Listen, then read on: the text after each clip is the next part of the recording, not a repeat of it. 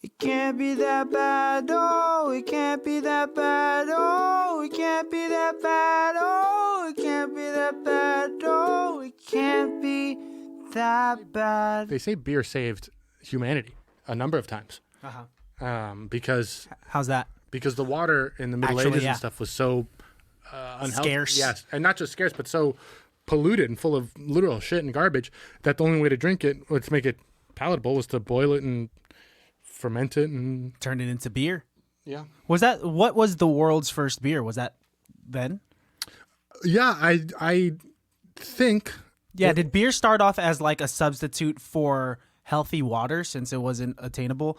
I know. And the fact that you got drunk was like a plus? Without looking, I'm going to try and go deep into my bartender brain here. And I believe beer was made by mistake in ancient Egypt when they had wheat that must have gotten wet in a barrel and it fermented. And when they drank it, they had yeasty, bready beer. And then over hundreds of thousands and millions of years, they developed it into science. But beer as we know it, I think, came from the monks in like Germany and in Europe in like the 12th, 11th century, I think, is when we kind of came to know pilsners and things that they are now. And I think that's crazy that not only was beer created, but there were so many different subgenres, if I may, of beer. You know, there's pilsners, there's IPA, there's lagers, there's stouts, and we've broken it down to a science. I just think that it's wild that there's a science to everything. Like I took this wine class in college, and that's really cool. Wild too. We didn't get to taste any wine, unfortunately. Oh, that's lame. Yeah. Well, I did take a women's psychology class, and we didn't get to taste any women. That's disgusting. Can you imagine the class? All right. This is a woman's brain. She was psychotic. I tasted. It tastes really salty. Just because we're on the topic, I looked it up. It looks like the first known. First of all, beer is the oldest prepared drink in history. It's the first alcoholic drink in history. Even before wine. Yeah, and that's crazy. It seems like we've been drinking it since around 8500 BC. That's hard to believe. I think it's insane to... Yeah, it says there is evidence of beer produced by the Göbekli tribe during the pre-pottery Neolithic age.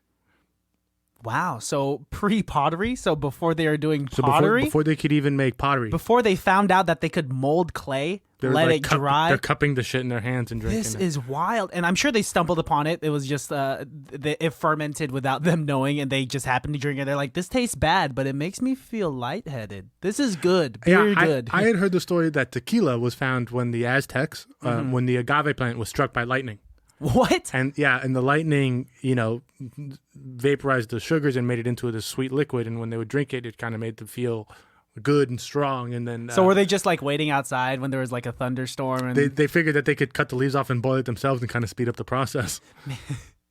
Crazy how we stumble upon some things and then like once again break it down into science. And now you buy it anywhere. It's just a staple of humanity. Just drink alcohol. Come across anyone, most likely they drink alcohol. And I do think it's interesting that of a lot of the stimulants that humans put into their body, how necessary alcohol is to culture and social interactions. Yes. Every society in the world has a way to look at alcohol, whether it's we don't even touch the stuff or it's we drink 1 cup at dinner with everybody. If you're 6 years old or 60 years old, we all sit around the table and drink this and we hang out, and like every culture has their way of drinking. So I do think it's very interesting that is, because not every culture has a way of like consuming sugar or consuming caffeine or any other stimulant that we put into our bodies here constantly. In the States. It's such a norm that it's obviously it's by law that if you're over 21, then you can drink 21 and over. But like I used to have a Chinese neighbor. Shout out to George Huo once again. He's visited China a few times, and he would tell me about the wild shit that would happen in his hometown of China. I don't know exactly where, but there was like of China. In China. Oh, okay. His hometown, because China's just a town, that right? Tiny town, China. The Chinatown? Yeah, in San Francisco. But basically, when he had a trip there and there was a beer festival going on, and shit you not, he would see these 6-year-old kids right outside of the beer festival getting fucked up from beer. And that was just normal. Like parents would like China is just a completely different place. Culturally, and we know this. Yeah, that's a different podcast. That's a different podcast. I can see your blood's kind of boiling. No, it's actually the opposite. It's freezing because those cold bastards are going to rule the world. Holy shit.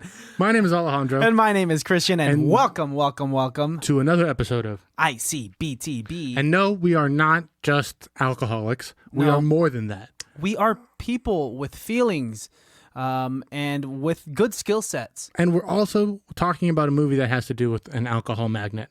Yes. Not a weird magnet that attracts booze, alcohol, but a giant player of the alcohol field, a man by the name of Mr. Heineken. Yes, Alfred Heineken. Or Freddie Heineken. We watched a movie called Kidnapping Mr. Heineken. It's a relatively unknown film. It was released in the Netherlands and the United Kingdom, so I'm not surprised if you've never heard of it. Yes. But I would be surprised if you don't have Netflix, because it is on Netflix. Yeah, and it's easily accessible.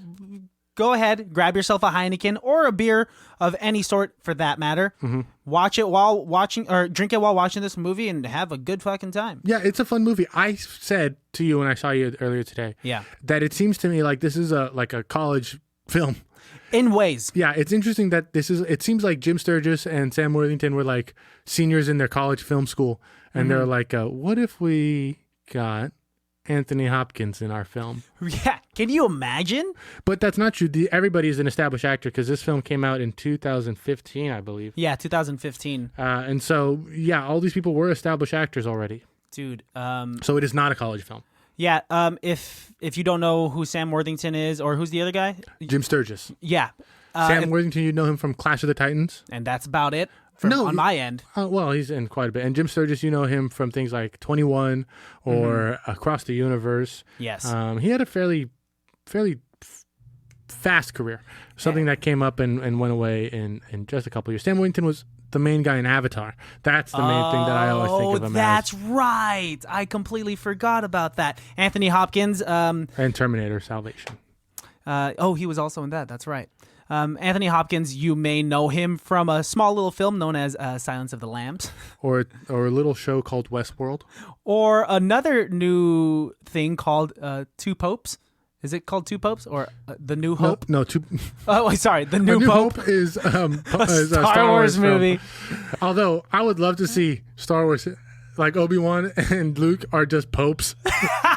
Dude, in the Jedi garb that they're wearing, they already look like old school popes. I would love to see Anthony Hopkins as a Jedi. I'm surprised that he's not yet in the Star Wars franchise. You know, Anthony Hopkins wrote what is it called?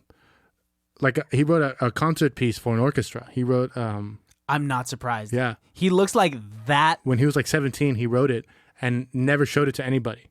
What? At the age of 17? And then there's this world famous conductor who had it play, and they played it for Anthony Hopkins on his 70th birthday or something like that. And it's a pretty moving piece. Dude, I'm sure he must have been emotional. Something that he wrote more than 50 years prior. Dude, Anthony Hopkins is a classy man. A man of that prestige. I am not surprised if he were to arrange a classical piece for an orchestra to perform. Well, why don't we just jump right into it? We'll jump into the itty-bitty nitty-gritty, because we can talk about the film, or we can keep talking about booze, which God knows we could do forever and ever. Yeah, forever and ever and ever. Amen. Your Catholic is showing. Oh, God, I thought I covered that up. Kidnapping Mr. Heineken is a film that is rated R.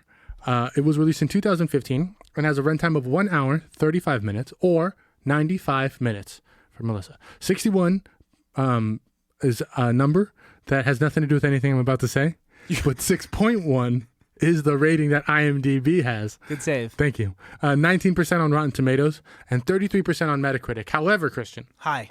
There are people who do enjoy this film. Blank percentage approve of this film on Google. Fill in the blanks. I will fill in that blank. Wow, I feel like I'm star testing in school again. Are you Native American, Alaskan Inuit, African American? I don't think these Hispanic, are the choices. Or other. Those are. Definitely other, because I freak the fuck out when I see Asian or Pacific Islander. They would send it back to me because I would mark 2. You'd mark 2? I would put Hispanic and other. And they'd be like, you have to pick one. And I'd be like, well, I'm both. Technically, that's accurate. Yeah. I'm sorry, though. No, it's okay. Not to distract you.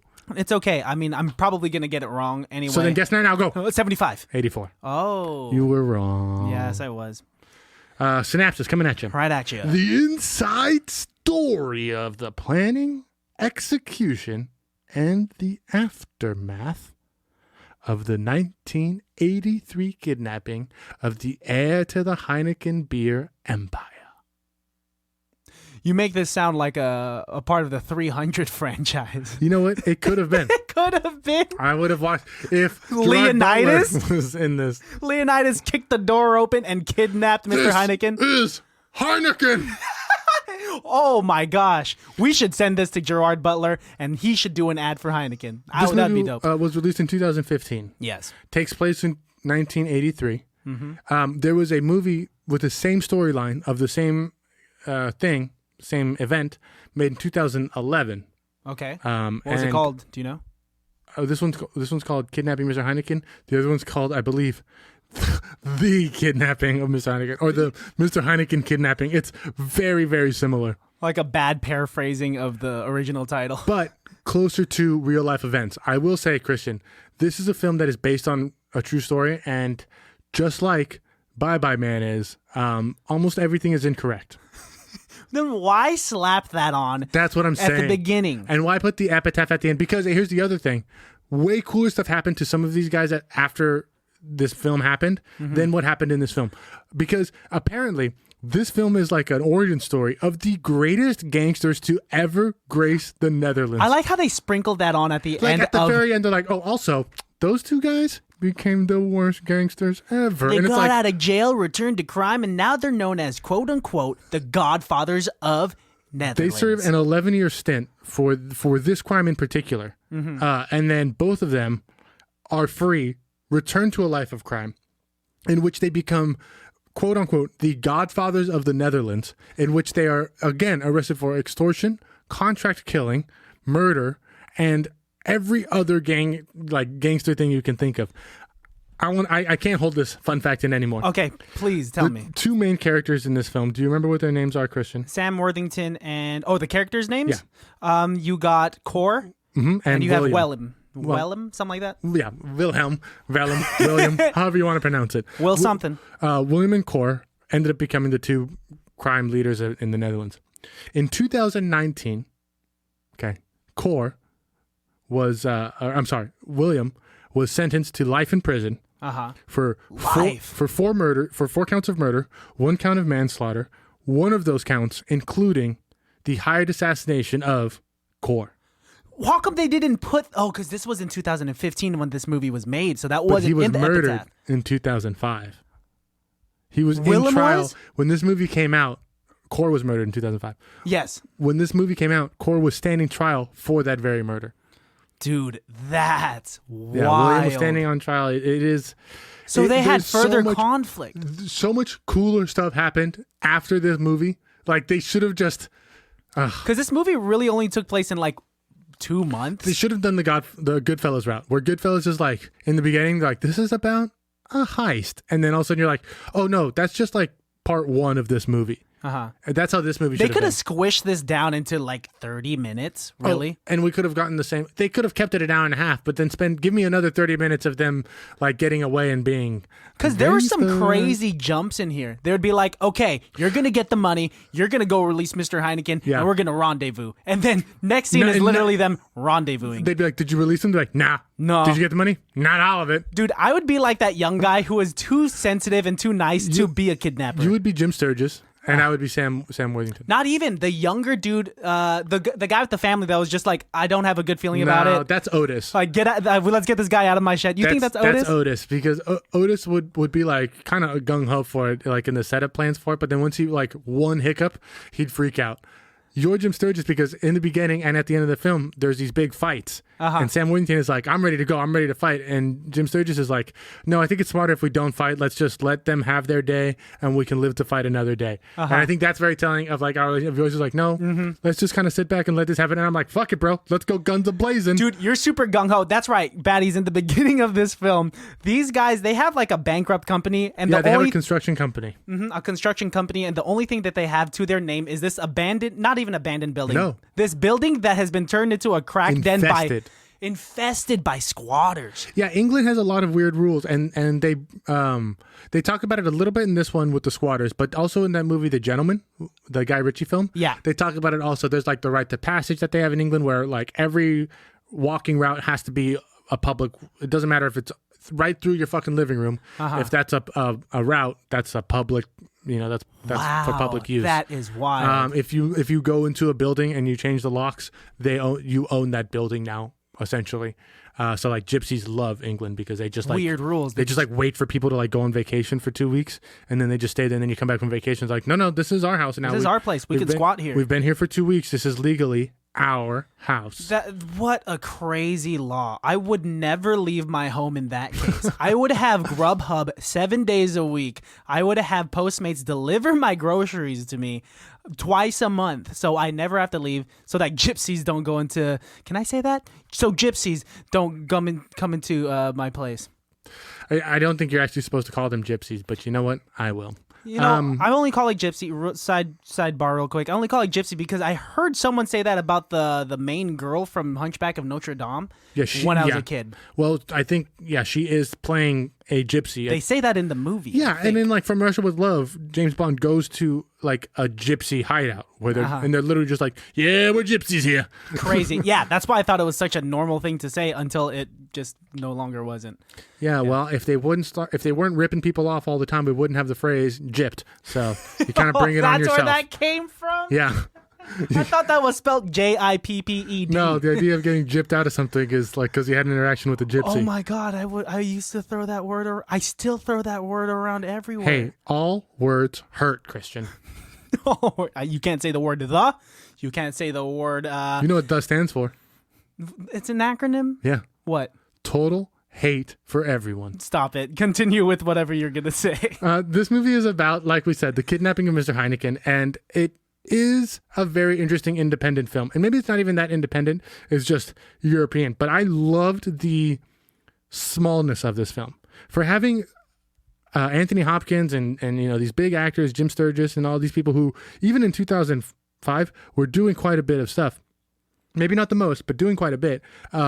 This is a very small in scale film to me. I really like the intimacy of it. Yeah, because with a cast list like that, you would think that this would be like an action-packed blockbuster that would be blown out of proportion. But no, this was very, very small and intimate. One of my favorite scenes were the scenes with whenever they walked into Anthony Hopkins' room where they were keeping him captive. I would laugh actually a couple of times when Why he's is like, that? because Anthony Hopkins is kind of like, well, I'm here. Do you have to make it so? He's so charming. Yeah. This is where I thought, I kind of thought this film could have been a semi-comedy, kind of like Pain and Gain, where they're doing like shitty things, but it's kind of funny. And really didn't know what I was getting into when I watched this film. Even when I suggested it to you, didn't really know what we were getting into. But thankfully it came out okay. Yeah. Because I really thought Anthony Hopkins was going to kind of have a little bit of Stockholm syndrome. Yeah, that's what I thought was going to happen because he was so charming. You would think they'd be like, because that would have worked on me. I would have been like, you want Bang Bang Chicken? Yeah, you would have. Exactly. First day. If we kidnap somebody, I can't let you talk to them. Dude, don't even let me be a part of your posse if you're going to kidnap someone because I would give up day one. Yeah, I would. I'm too nice. It would be tough for me to have a criminal enterprise with you. Dude, yeah, and I'm glad that we agree on this. This is why we don't play Grand Theft Auto with each other anymore. I'm too nice. I'm like, drive on the right side of the road, dude. And I'm over here like, dude, we got to get this cocaine to the other side of San Andreas. You've made me stick up the 7-Eleven dude. Now kill him. And you're like, you just told me to shoot around him. I don't want to kill this guy. He has a family. Shoot him, Christian. Shoot him in the head. That's why I would be too nice in this. I would have given him his Bang Bang Chicken. See, I would have provided him with good books and music. They did give him good books. Real quick, although we don't know what books he's reading. Real quick, me and my mom watched all of Westworld, and I kept saying throughout the first couple of seasons, like, I would love to go to Westworld. And my mom's like, why? That seems like a horrible place full of like the worst kind of people. And I'm like, yeah, only if you make it that way. I would go to Westworld and just like enjoy it. I would love to be in like a fully submerged, fully virtual reality, real. Yeah, go to the brothel and no, well, you'd be one of those guys that went to the brothel. No, but I would be one of those guys who's like, I want to go catch like the villain in the hills. Like I want to go be a sheriff for a week, and then like I would play it to its fullest potential in a good way, like I do on Red Dead Redemption. Dude, there's your Westworld right there. I guess, but but those guys are paying up the woos out to go to this amusement park because. But don't you do that for Disneyland though? Yeah, but I've only gone a few times. If Disneyland had Westworld, yes, and this was like the new land that they're building, 100%, I'm there because if I'm paying the same amount of money to go to like Disneyland, right after Space Mountain, you go to Westworld. Yes. I would do that. I'd be like, give me a cowboy hat. Give me some what do you call those white little hat or black hat? I think I'd look better in the black hat, but I don't like the traits that it entails because I know that that's what it means. Are you gonna be a bad guy or a good guy? There's a couple of characters who wear brown hats, and I'm always like, what's their thing? I'd wear a brown hat, but it'd blend in too much with my skin tone. Like, they'd be like, you see that guy's weird growth on his head? Yeah, he has a weird tumor coming right out of his crown. So these guys, and another back to the movie. Yes. Another thing that made me think it could potentially be a little bit of a comedy is when they're setting up the kidnapping. Mm-hmm. They're like, kind of making jokes about the guns that they have, and even the guys are kind of like, yeah, I don't really know what we're doing here. Oh, that's Rambo over there because he shot into the ceiling. Yeah, and they make it seem like this is going to be the first of many heists. Yeah, like they took it so lightly. Heineken. But no, like just right off the bat, they're like, we should do one practice round and then steal Heineken, kidnap Mr. Heineken. They should have just stopped at that first bank robbery. It looked like they had a lot of money. Whatever happened to that money? No clue. Maybe they just used it to get the materials to build this little safe house for Heineken. And maybe we're shitty Americans. But did that money look like Monopoly money to you? Yeah, all the vibrant colors. Anytime when I was in England, I would like pay stuff, and I would just like hand the cashier like 4 or 5 bills, and they'd be like, oh no, it's only 22, and they'd like hand me back like 4 of the bills, and I'd be like, I honestly don't know what I have in my hand, so thanks. Yeah. I'd be the guy that would pay for something, and I'd be like, keep the change, and they'd be like, you're actually like a few pounds short, and I'm like, I don't fucking know the currency here. That happened to me at 7-Eleven the other day. I could have sworn I was paying for beer, and I could have sworn he said 21 something. So I gave him 21 something, and then he was like, no, it's 11 something. I was like, oh, okay, well, give me back the $5 then. And then he gave me back the 20 that I gave him. So now he's only has $5 in his hand, and I have the 20 back in my hand. And I was like, no, this isn't right. And so we switch, and then he gives me coins, and I thought that was all my change. And so I started walking, and I realized, hey, he owes me $4, but I'm already in my car, so I'm like, oh, fuck it, whatever. But then this girl comes out, like, hey, he says he owes you more money, so now I have to go back into 7-Eleven and go get. It was quite the comedy of errors. It's like you were politely robbed. Everybody was trying to be so nice, but everybody, me, the cashier, the person behind me, the guy in the gas pump next to me, everyone was so awkward about it. Like, dude, yeah, I literally what do you just say? Drove away and was in my car like, I can drive off a cliff now. Especially during this time where you have to be 6 feet apart, wear a mask. It's harder to communicate already. Because at first I was like, no. And then the person's like, no, he says he has to give you more money. And I was like, Mom, more money? Oh. Because no one wants to be the guy that has to help you out with math. A grown man, like, excuse me, I was behind you in line. He has more money for you. A couple of things. Back to this movie. Back to the movie. A couple of things that they don't go as far into that I would have liked to have seen was their dad's relationship with Mr. Heineken. Crazy. Because in the beginning, it seems like his dad hates Mr. Heineken. But then after they kidnap him, the dad's like, oh, if I find these guys who kidnapped him, I'm going to kill them. So it's like, wait, does he have a gay love for Mr. Heineken? There's something going on. Yeah. There is unfleshed relationships in this movie. This should have been, and this might be it can't be that bad staple, but a 7-part miniseries. For movie producers out there and writers, hire us. Yeah, stop hire making us. Movies, first of all. Make miniseries. Listen, Scorsese. Listen, Christopher Nolan. Listen, Tarantino. Listen, Josh Brolin. Listen, Sandler. Listen, Mom. Stop making movies. Start making Netflix miniseries. 7 to 10 short 1 to 1 hour 15-minute episodes. Or 14 30-minute episodes. Or 22 15-minute episodes, so you can run it on CBS ABC with commercials like a 30-minute sitcom, and everything will flow. Or 60 1-minute shorts. Or 1,000 No. 30-second vines. Vines. Yo, did you see Westworld Season 7 on Vine? Episode 52 or 54? No, episode 367. I think so. Is that the one where everyone dies? No, I haven't gotten that far. It's the one where Anthony Hopkins blinks and then it fades to black. That blink, you know what that blink means? He's gay. What a twist. Back to the movie. They kidnap Anthony Hopkins, and he does his mental jujitsu on these guys and totally works it on one of them. One of the idiots is totally falling for it. Would have been me. And I felt bad for how because that's the guy who cracks, right? Or is that the kid? I can't tell because they're all wearing masks and they all have British really accents. Good masks. Really good. One of the guys with the masks cuts the eye holes way too big that if you were to just tug on where it's connected, you would see his entire face. You know what though? I often see people in ski masks and think to myself, I'm seeing all of the things that can identify you. Your eyes, your lips. I don't really need to see your nose to identify you. I don't need to see your hairline. I don't need to see your ears. I got you down. You're literally giving me the only things I need to know for what are the most identifying things about a person? Well, their eyes, their lips, their mouth, the way they talk, and they even halfway through give up changing their voice in this film because even the guy's like, "You're not using the voice changer," and Jim Sturgess is like, straight up, fuck the voice changer. Dude, they bought that, used it for a third of the time that Anthony Hopkins was kidnapped, and they just threw that thing away. And literally even make a point to be like, no, not anymore. And even Anthony Hopkins is like, really? You're not going to do that anymore? All right, I guess you are as stupid as you look. These guys are bad kidnappers. One thing that I would like to keep in mind, if I ever get kidnapped, I hope I'm as cool as Anthony Hopkins is. We've seen a couple of films now where people play it really cool having like life or death wagged in their face like a dog's tail. But Hops plays it the coolest. So cool. Actually, one of the best scenes in this film was the scene where he is almost breaking, where he's just yelling. When he's trying to talk. I thought that they should have killed the driver. Yeah. Because that would have been... Or if not, made it seem like that to Anthony Hopkins. Mm-hmm. They should have... Because throughout all of his kidnapping, Anthony Hopkins had the power.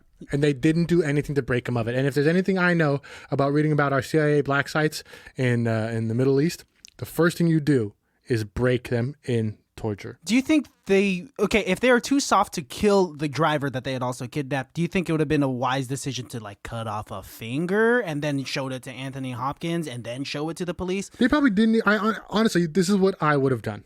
Okay, go ahead. Okay. As a true crime fan, not admitting to any guilt here. Okay. I would have, just like when he opened the two doors to let them talk, I would have gone in there, grabbed the driver, and roughed him up, so it seems like we're taking him out. Then I would have removed him from that spot and put him in a different building altogether. Whoa. And then anytime Anthony Hopkins asks about him, we tell him nothing. We don't tell him that he's alive. We don't tell him that he's dead. We literally tell him nothing. They were playing it smart at first when they were not speaking at all. That is the best way to do it. Even to the point where Jim Sturgess is sitting around the corner and he takes his mask off. Mm-hmm. Even that's okay, because I would even do that to kind of play with them, to make them think like you can. I'm going to let you think that you're going to be close to seeing my face. Like you can confide in me. Like this is me. But you're not actually getting anything from me here. I would have given him certain books. I would have given him certain books. I would have broken him over time. Like I would have given him books about people who were alone in the woods. I would have given him books about people who were stuck on islands. I would have given him books about people who were in prison. I wouldn't have given him something that would give him hope. I would have put up a TV, and the only movie that would be playing would be like the Blair Witch Project or something that would just torture the fuck out of him. Well, and then the music. I would play music that he asked. Choose a song. I would let him pick music, except for the songs when I go in. The music changes right before I go in. So you're trying to do every time the music changes, he knows I'm about to go in there. You're doing classical conditioning is what it is. I want him to understand because throughout this entire kidnapping, Anthony Hopkins understood that he was the smartest man in that room. Yes. And he has to know, if I'm in charge here, he has to understand that he's not in charge here anymore. These kidnappers were fucking up as they were being more transparent with their emotions. Like the moment Sam Worthington went in there with the knife, that's when that's when Anthony Hopkins kind of realized too that he was getting to them. Mm-hmm. He was like, these guys aren't as professional as I had thought. No, and they're not. This is an interesting origin story in the sense that you don't ever see gangsters learn how they became gangsters. Yes. And I did like that, where you see them make these mistakes, but I also would have liked to have seen how those mistakes transformed them into a good gangster. I was getting goosebumps because like it was horrific, like watching them come up with a plan to kidnap Mr. Heineken. Yeah. And like be so nonchalant about it at times, and like them like cheering when they noticed that the room was soundproof and they couldn't hear anything, them buying the handcuffs. That was freaking me the fuck out. I was like, this actually happens. People like scout, you know how you were talking about mob films, and like it's a very slow process. They were outside of Mr. Heineken's spot for hours and days just to kind of like understand his routine. That was scaring me. I was like, because that's real. This process is real. Them learning and gaining this kind of evil trait of like planning a kidnapping was real and scary. Oh yeah, it's definitely. I mean, you know, you do know who Richard Chase is? No. He's a serial killer, also known as the Night Stalker. And what he would do is he would literally watch people until they go into their room or into their house alone, and then he'd watch you for days, and then he'd go into your house and like live in your house for a couple of hours before he killed you. You're giving me goosebumps. Yeah, well, he's dead now. So me, dude. It happened. So he's a ghost. So it's even worse. He could walk through walls. Look, this is a very interesting film. It's not Arkansas. No, it's not. It's not Goodfellas. No, it's not. But it is a very interesting take on... Well, like kidnapping? The behind the scenes of a kidnapping?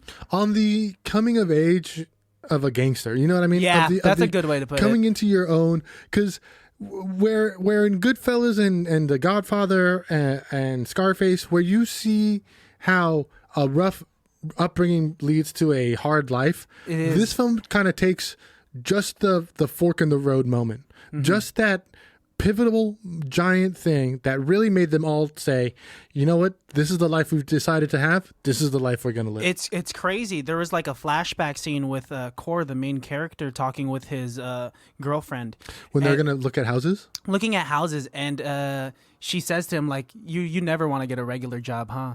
That part kind of gave me goosebumps, because I really kind of identified with that. You know, Jim Sturgess is playing this character Core, where he has such a idea that he deserves so much more than the life that he has. Mm-hmm. He works hard, he does things that he does what he can with what he has, and yet it's not good enough for what he believes he should have. So he goes out of his way to do these things, not necessarily the right things, but the things he thinks are going to afford him the life that he can give to his wife and future kid. That's what they did good with this movie. They set it up, they portrayed these characters like Core to be relatable, to be understandable, where you could kind of see what their struggles are and what their hopes and dreams are, and as to why they take this very extreme direction in order to get some money. Did this film have us fall for Stockholm Syndrome? If it's Anthony Hopkins, dude, like if I mean, because like, look at us here. We have defended these kidnappers. Yeah. These men who are sentenced to prison for 11 years for this crime.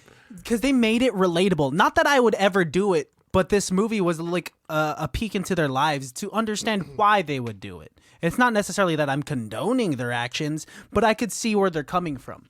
You know? I do think it's funny that one of the jokes they throw around is that, like, oh, well, who kidnapped Mr. Heineken? Like, I know who. Budweiser. I like that. It was the bartender at the regular bar that they go to. I wish they would have just taken the Michael Bay route, Pain and Gain, and made it a funny kidnapping story. Yeah, a few more explosions. Yeah, because it wasn't as accurate as I think they would have wanted it to be, and it was a little short-lived. It just came like right under your expectations. For an hour and a half. Mm-hmm. It's a fun ride. It is fun. I will say that. But it could have been funnier or more intense. There's a little more room for growth, a little more potential there. But Anthony Hopkins, he does a phenomenal job. You know, it's him. Yeah, he has those little small nuances. Yes. Yeah, in his little roles, he's literally in one scene, like asking just to, like, he's like, well, I'm going to be here for a while, so why don't you go get me a bathrobe and some slippers and a shaving kit, a mirror. So confident, and so some calm. reading glasses. He was just peeved was all it was. Like, you just if I'm going to be here for a few weeks, just let's be comfortable. Yeah, let's make this easy. They mentioned it after this film that Heineken went on to go ahead and found one of the most prestigious security firms. After this was done, after being kidnapped. That's very smart of him. And that makes sense. I think a lot of things are developed like that because you don't really realize that you need to have this type of high level security until you get kidnapped for $20 million. Yes. That's a lot of money. Sorry, go ahead. I was just gonna say, did you catch the glimmer of incredible acting from Anthony Hopkins when they hadn't paid yet? Mm-hmm. And he kind of has this moment of like, well, it's because I'm the boss and I'm not there to tell them to pay, so they don't really know what to do. He doesn't know why they didn't pay. He's thinking that maybe they're not gonna pay. Yeah, he's thinking of all of the strategies as to why they haven't paid yet. And when he finds out that it's the deadline and they haven't paid yet, are you talking about that moment of realization where he's just like, whoa, this is different. I'm used to having all of the power. I'm used to being in control. And now I don't know what's happening. Anthony Hopkins took that in a great direction. It's a great film. Truly, like, if this was a senior film for your college thesis, Jim Sturgess, I hope you graduated top of your class. I hope you're valedictorian. Yes, for sure. One of the two. Are those two different? Yeah, those are two different things. Yeah, I think magna cum laude is is third, second. There's valedictorian, then there's salutatorian, and then magna cum laude. I think, and then there's alumni. I think there's magna cum laude, and then magnum cum softly. Hey.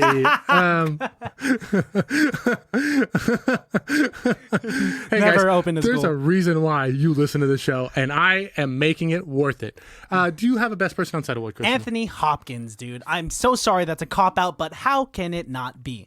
Because Jim Sturgess is also doing a great job. He's doing a great job, but I still have to give it to A-Hops. I want to give it to Jim Sturgess because he really does an in-depth character who, and I want to get to this point real quick. When he makes the mistake of calling on the phone and giving that phone number, when he realizes that he made that mistake, and he has to go tell Sam Worthington that they're compromised, so broken. Yeah, such a great glimmer of acting. Great acting. Sam Worthington, I do want to give an honorary mention to because he was very intimidating. But he's doing the same thing. That's a very him character. Jim Sturgess, I think, is doing something out of his wheelhouse. Like that's normal for his palate. Yes.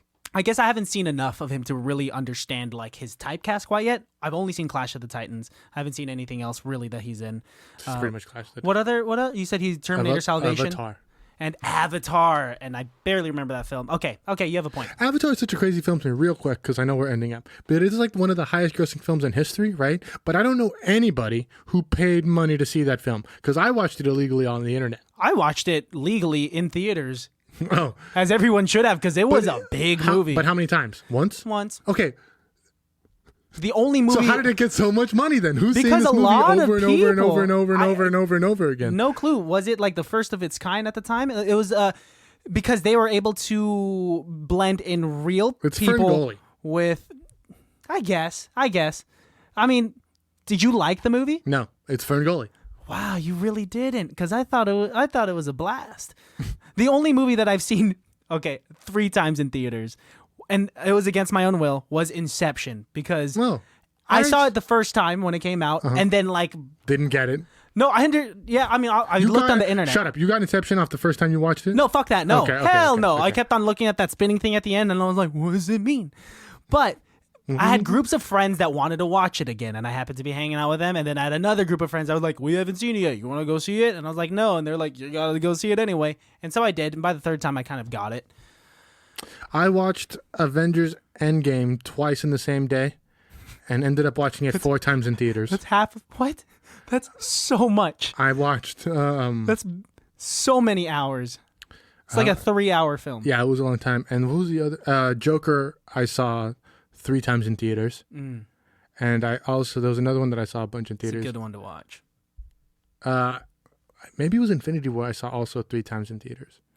Gosh. There was a moment in time where I was going to movies like when I first walked out of Infinity War and Endgame.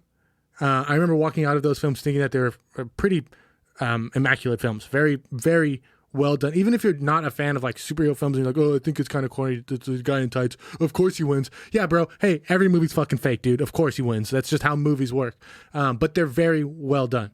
So there was a point in time where I was watching these films in theaters and thinking to myself, I want to keep seeing these films in theaters because I'm never going to get a chance to see them on this level in this way again. Nice. So I respect that. Endgame, one, I wanted to see it by myself in theaters in that moment because I wanted to have that moment with Marvel because I have that deep-seated connection with it. And then the second time I went to see it, I wanted to see it as a person who loves cinemaphile. I wanted to go see it and enjoy it for the experience of watching it. So you put on different hats, figuratively, while you were watching. Actually, I had a top hat the first time I watched it. Hey, move your top hat. I can't see. I wore a fedora the second time. Oh, that's fine. And then I wore a fez the third time. What? What's a fez? You know, like those little hats that has like a little tassel? Hey, move your fez. Fuck you. I can't see. And you're already tall. Christian, what do you rate this film? I'm going to give it I'll give it a 3.5. I'm going to give it a 4. Bonkers. Okay. Bonkers, good way for you. 3.5 for me. I think this is, you should watch this film immediately after watching Uncut Gems. Why is that? I don't see the connection. You know, I just like those Just a thing films. to say. Just a nice way to end the episode. Give them some homework for the week. Just watch some Uncut Gems. Watch one lowly rated film and watch Kidnapping Mr. Heineken. Oh, I'm just kidding. No, honestly, Wow. watch this film and Uncut Gems. Adam Sandler should have gotten an Academy Award. That's where I'm going to do my mic drop. Yeah, and I'll do my mic drop to top off on that. Adam Sandler, since he wasn't nominated, has struck back at Hollywood and has made another deal with Netflix saying that he'll drop 6 more bonkers, shitty, quote-unquote, films just to get back at Hollywood. And one of them is Wrong Missy. So expect 5 more. And you guys know what happens when filmmakers make movies out of spite. You get Cat in the Hat and Love Guru. Yep, and that's our time, folks. See you later. That's a real fact, not an Alejandro fact. Rate and review us. Follow us on Instagram. Rate me, please. Rate us. Bye. Can't be that bad, no.